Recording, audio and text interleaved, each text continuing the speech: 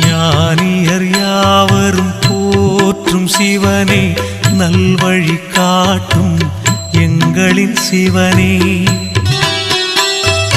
ஆணவ குணத்தை அழித்திடும் சிவனே, அண்ணாமலையில் அருளும் சிவனே.